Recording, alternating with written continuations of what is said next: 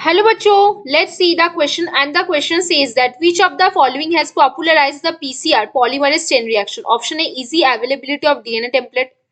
Option B, availability of synthetic primers. Option C, availability of cheap deoxyribonucleotides. And option D, availability of thermostable DNA polymerase. तो आ जाओ बच्चों, थोड़े से की concept के ऊपर बात करते हैं, चीजों को अच्छे समझ करते हैं, तो क्वेश्चंस को हम बहुत इजीली और अच्छे से सॉल्व कर सकते हैं, है ना बच्चों। तो देखो, अगर हम पीसीआर की बात करें तो पीसीआर को हम बोलते हैं पॉलीमरेज चेन रिएक्शन, है ना। ये पीसीआर किसने पहले बार डेवलप किया था? ये पीसीआर डेवलप किया था कैरी मूलिस ने, है ना।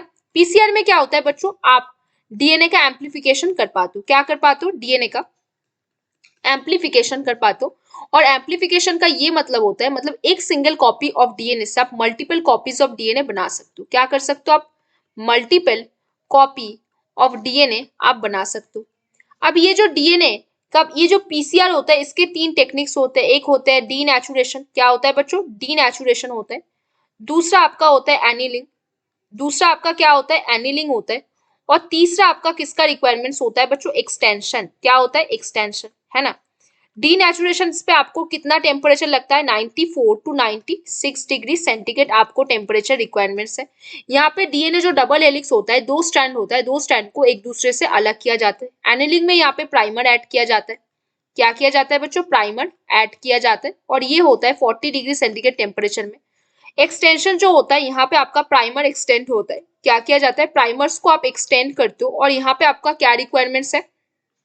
अवेलेबिलिटी ऑफ, यहाँ पे आपको availability of thermostable DNA polymerase की जरूरत है, क्योंकि काफी टेम्परेचर हाई होता है। यहाँ पे आपको availability of thermostable DNA polymerase की रिक्वायरमेंट्स है, क्योंकि टेम्परेचर काफी ज्यादा हाई होता है, और इसका टेम्परेचर कितना होता है? 72 डिग्री सेंटीग्रेड होता है ना।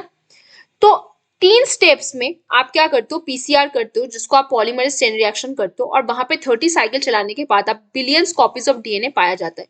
तो कौन सा चीज सबसे इंपॉर्टेंट है? सबसे इंपॉर्टेंट हमारे पास availability of thermostable DNA polymerase है। ये सबसे ज्यादा इंपॉर्टेंट है, नहीं तो एक्सटेंशन नहीं होगा और प्रोसेस कंप्लीट नहीं होगा, है ना।